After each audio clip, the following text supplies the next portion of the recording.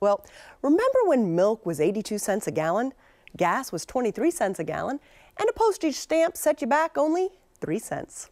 A lot has changed since the 1950s, including Charlotte's radio and television personalities. Carolina Impact's Danielle Koser reintroduces us to some familiar faces. Remember when I Love Lucy was the top-rated TV show across the nation? 1, 2! And rock and roll was on the rise. Back in the 1950s and 60s, Charlotte played host to a handful of legendary radio and TV personalities of its own.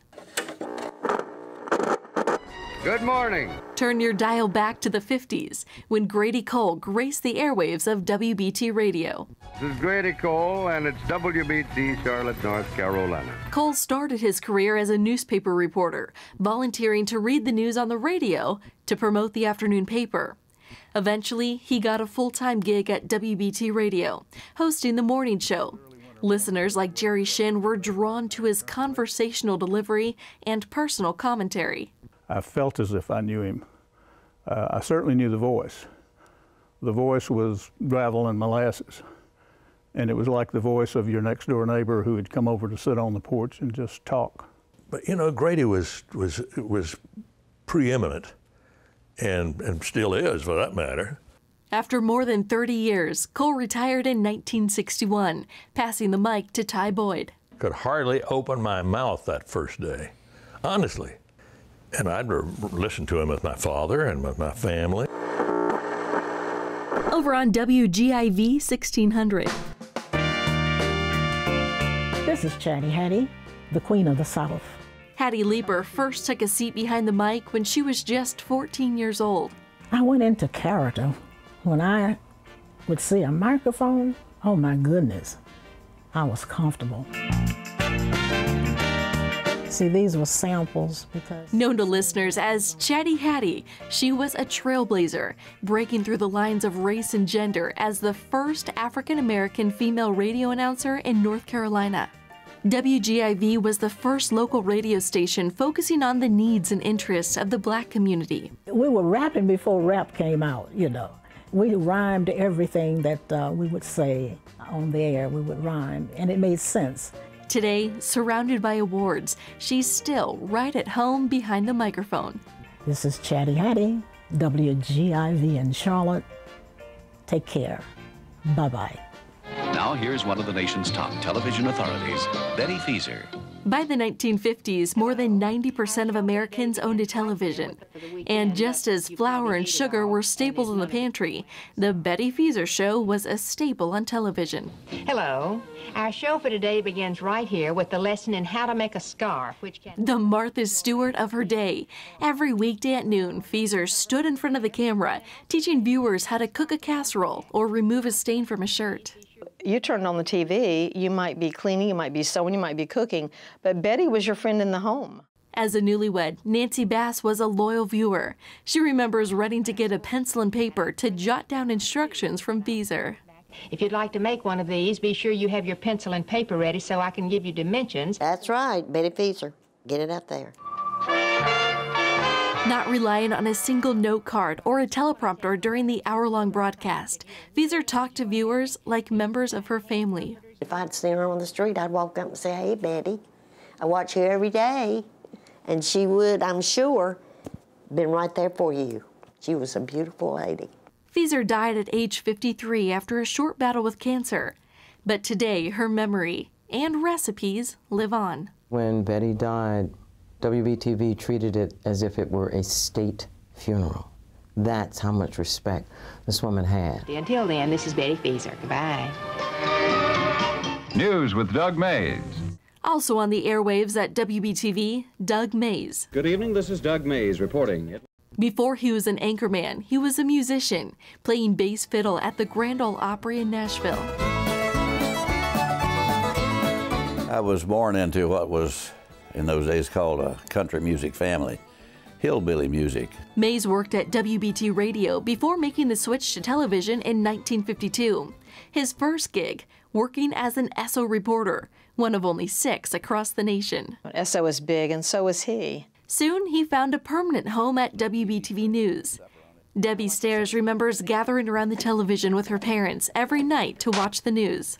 It was something that you did. It was, you know, we watched Bonanza, we watched Doug Mays. Later in his career, Mays found a new home at WSOC, a move that shocked everyone. Secretary of State Haig is on his way back to Washington. In a 2011 interview, Mays reflected on his more than 30-year career. I'm one of the luckiest broadcasters, and I'm aware of the role that luck has played in my life, and I'm grateful for it. And the people who have been loyal to me as a viewer, I didn't make myself. They made me by tuning in at night. He passed away in October of 2015 at age 93, just months after being inducted into the Charlotte Broadcast Hall of Fame, recently created by PBS Charlotte and members of the local media. I didn't feel like Doug was a celebrity. I felt like he was a real person who took pride in his job. There was just a professionalism. 4 legendary radio and TV personalities who helped pave the way for broadcasting in the Queen City. Today, they're remembered in the Charlotte Broadcast Hall of Fame and in the hearts of many. For Carolina Impact, I'm Danielle Koser reporting. Thanks so much, Danielle. Joining me now is Mark Washburn, writer, columnist, and media reporter at the Charlotte Observer. Mark, thanks so much for your time. We appreciate you being with us. My pleasure.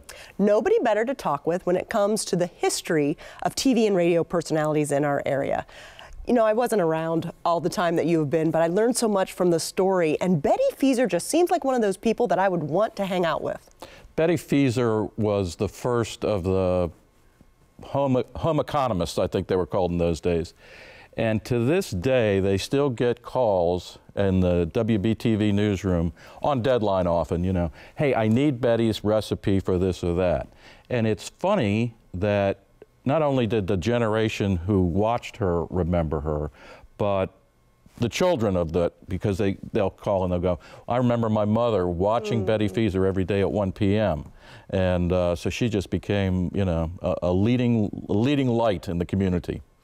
And you know, can you translate that to people today? It seems like we're a little different in the media than we were back in the 50s. That's true. Now, people still have great recognition. I think Doug Mays once said he didn't know if this television thing was ever going to work out, but when he'd go out to restaurants, people would recognize him and start coming up to him, and he thought, there might be something to this. Grady Cole was probably the first and perhaps one of the greatest broadcasters. He was on WBT and known everywhere. Grady promoted fights. He was a boxing enthusiast. And he got Jack Dempsey, the greatest boxer of the time, to come down occasionally. They were on their way to Shelby, I think, and Grady had a big touring car, a big Packard with the top down, and highway patrol trooper pulled him over for speeding. Jack Dempsey was driving, and the officer came up, got Dempsey's license, and started to walk back. Didn't recognize who he was. And Grady Cole, sitting next to him, says, hey, that's Jack Dempsey. And the officer spun around and said, by my stars, is that you, Grady Cole? Why didn't you tell me you were driving Mr. Cole? And they got a police escort to Shelby. So that shows you the impact and the power of this new medium at that time, how just by the man's voice, people would recognize him. And he became everybody's friend. He was in their living room every morning, and that was the way it went. Back when the media was your friend. It was, yeah. Now the media's not so friendly. What's the big lesson learned, do you think, as we look back on the past? It's one of the things that we love to do at public television is give that historical perspective and think about how can we take something from the past and use it for the present or the future? I think one lesson is just the leadership of these people. They were very important in town. They were seen as leaders. They talked to you every day. They were your friends, your neighbors, and these people really became as popular and as powerful as the mayor or your state senator because you connected with them in such a way and with such regularity that you were under their spell, if we can say that. And that spell, that beautiful golden age of television, is it not so golden now that we have so many different channels to choose from, that we don't have that handful, that your local folks were the the biggest thing since sliced bread back in the day and not so much now? I think so, and you can get anything you want. You can get affirmation for any point of view you want on television because there's so much variety and diversity. The media is also now seen as just this one big lump of this glob of anger or whatever and negativism. And I think we saw that in the riots here in town recently. The media was attacked several times. People in the media were attacked, the vehicles were attacked, and you know, you just didn't see that in the old days. There was respect for the media that was earned, and I would have to say that probably the disrespect is earned as well. So as we wrap things up, what's sort of the takeaway nugget that we want people to remember when we look at the past of this great era of television and radio? I think it was just a charming time. It was a simple time. You look at the studios, you look at what was happening, everything was simple. It was an era of books and not online, and you know, it's a historical document just in the way things were done. Mark Washburn, Charlotte Observer, thank you so much for following the media all these years, and thanks for sharing your information with us. My pleasure.